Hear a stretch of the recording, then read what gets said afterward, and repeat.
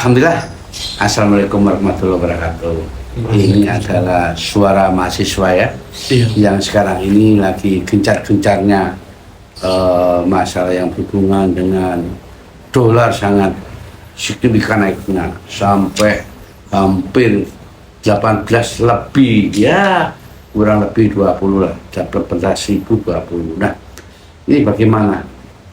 Saya perlu adanya satu pendapat juga ini sama suara mahasiswa ya, bisa di UPN ini. Gimana? Saya ingin tahu. Baik Prof, terima kasih atas kesempatannya bisa berbicara di acara Prof Dewi Bowo ini. Sebelumnya Prof, perkenalkan nama saya Aditya Ferian, selaku mahasiswa Fakultas Hukum Universitas Pembangunan Nasional Veteran Jawa Timur. Lalu di samping saya juga ada rekan saya. Perkenalkan nama saya Ahmad Akil Azwardi Prof, saya juga mahasiswa Fakultas Hukum UPN Veteran Jawa Timur. Iya Prof. Memang Prof, di hari ini kita melihat Indonesia ini, kalau menurut pandangan pribadi saya, sedang gawat darurat, tidak baik-baik saja.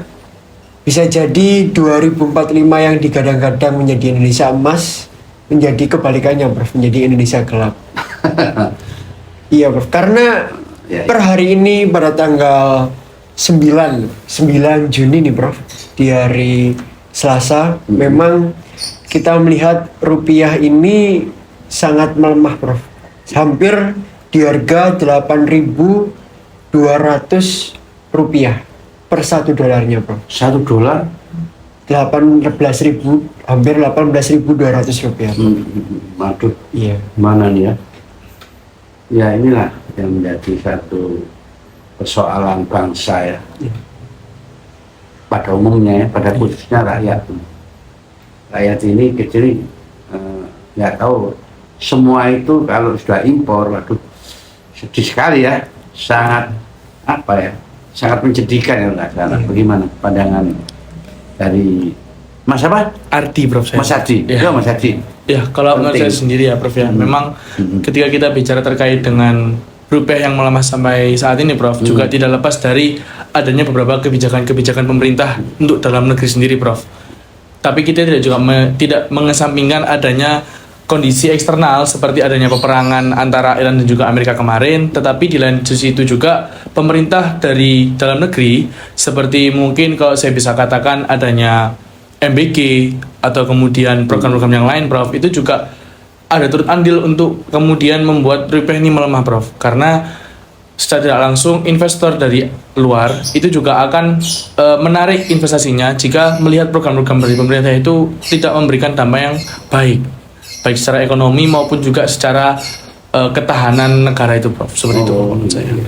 Kita kan kembali lagi pada konstitusi kita ya, pasal 33 itu ya, masalah ekonomi ya. Nah, ada UMKM. Jadi kalau ada MBG ini kelihatannya perputaran di bawah ini kurang ya, hanya orang floating orang yang kalau dulu sebagai satunya ya deket-deketnya Prabowo, tim suksesnya Presiden Prabowo. Nah, artinya jadikan seperti ini sehingga apa? Sehingga inilah demokrasi tentang masalah ekonomi sesuai dengan pasal 33 nggak bersesuaian ini. Jadi ini adalah pertama ya. Kedua, kelihatannya ya pemerintah ini kurang baik-baik saja, sehingga dolar itu sampai mencapai sekian. Berarti apa? Negara-negara dengan Indonesia kepercayaannya kurang. Nah, kalau sampai kepercayaannya berkurang ya, nanti akan terjadi inflasi. Kayak ini hampir mirip-mirip ya, seakan-akan seperti tahun 98 ya kan? Seperti itu.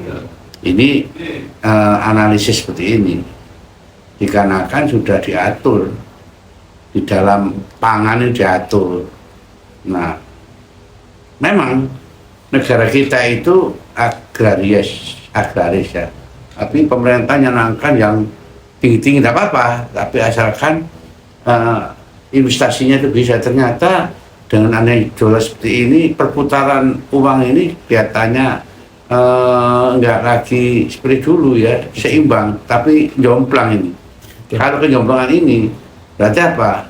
Berarti yang rugi adalah masyarakat yang kecil, apalagi MBG ini ya sampai triliunan korupsinya, belum yang tingkat menengah tingkat bawah. Saya nggak bisa ngomong ya apa ya, ngomong bicara seperti itu ya terlalu sekali sebenarnya. Betul. Gimana Mas? Karena saya rasa Prof, kalau di konstitusi itu sebagai mahasiswa fakultas hukum, saya menyadari bahwa mensejahterakan kehidupan bangsa adalah sebuah tanggung jawab negara, Prof. Iya benar. Per hari ini kami masyarakat yang mungkin berada di bawah, para UMKM itu merasa kok begini ya Prof ya, dengan keadaan Indonesia yang seharusnya kita bisa berkembang menjadi lebih baik lagi, tetapi per hari ini kita malah anjlok turun ke bawah, cari makan susah. Para pedagang, pengusaha kecil berteriak dengan kebijakan yang rumit, lalu juga rupiah yang anjlok. Lagi-lagi kami juga dibingungkan dengan para pejabat negara di tengah hiruk pikuk kesulitan ekonomi ini. Ada sebuah pejabat kepala Badan Gizi Nasional yang tertangkap korupsi, Prof. Itu sangat menyakiti hati kami para masyarakat kecil, Prof. Karena ayolah, untuk para pejabat ini seharusnya bisa untuk menjadi satu, padu, membuat kebijakan yang bisa mensejahterakan rakyat, tetapi pada ujungnya kami yang merasa terbohongi, Prof. Dengan adanya makrab harga, lalu juga MBG yang entah kemana ini arah kebijakannya belum diatur seperti itu, Prof. Ya, ini adalah satu ya, sudah budaya ini. Biasanya kalau sudah punya kesempatan semua, ingin kesempatan semua kan. Nah setelah kesempatan baru ya balik modal kan itu. Gimana Mas? Iya, memang Prof, menyambung dari apa yang disampaikan oleh Mas Adi tadi ya Prof ya.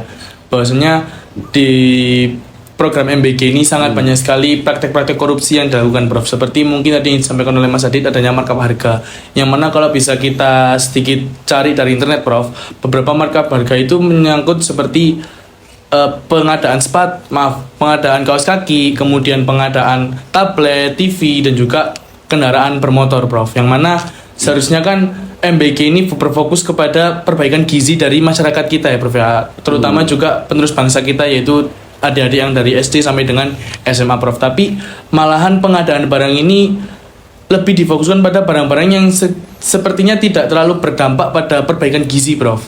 Kemudian kalau bisa saya singgung dan juga bertanya kepada Prof maupun Mas Adi di sini, solusi yang seharusnya diberikan oleh pemerintah terkait dengan ditangkapnya kepala BGN, ex kepala BGN yang kemarin kemudian digantikan dengan kepala BGN yang baru itu, apakah menjadi sebuah solusi yang benar ataukah malah ada solusi yang lain yang seharusnya bisa dilakukan Prof oleh pemerintah?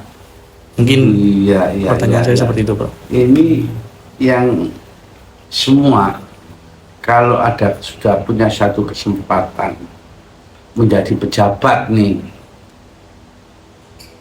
sesuatu yang korupsi itu tidak bisa dihindari, dikarenakan adanya balik modal tadi. Dikarenakan dia kalau sudah jadi pejabat kan pemilihan langsung, maunya berapa dan sebagainya, modalnya kumpulnya, akhirnya nggak akan balik modal. Akhirnya dengan cara apa? Akhirnya tindakan yang korupsi, apalagi sekarang ini khususnya DPR ya toh, parlemen kayak gini semua.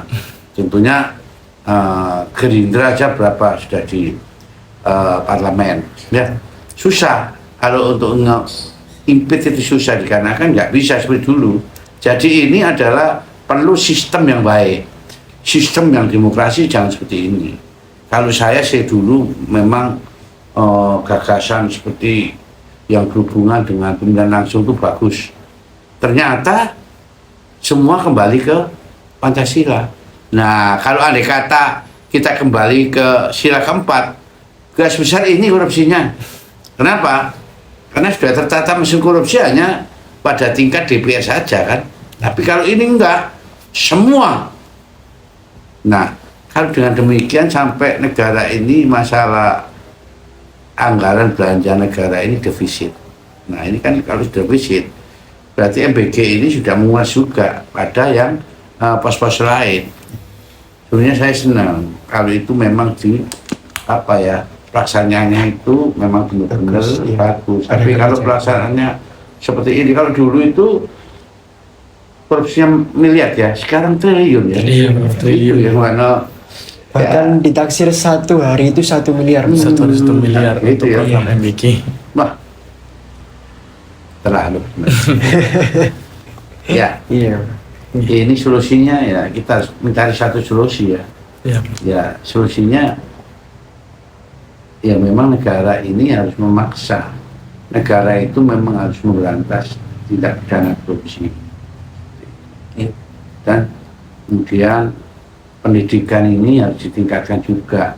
Nah, kalau di switch MBG ke pendidikan bagus, atau kesehatan gitu. Kemudian kalau ini jangan sampai dolar seperti ini memberantas kemiskinan itu tidak bisa. Akhirnya diberantas karena banyak yang miskin. Bagaimana nantinya negara ini? Apakah negara sesuai dengan konstitusi pasal 34 fakir miskin dan orang telantar menjadi tanggung jawab negara, bisa enggak? Nah ini ujian negara, bisa enggak? Jangan sampai bisa. Betul. Iya.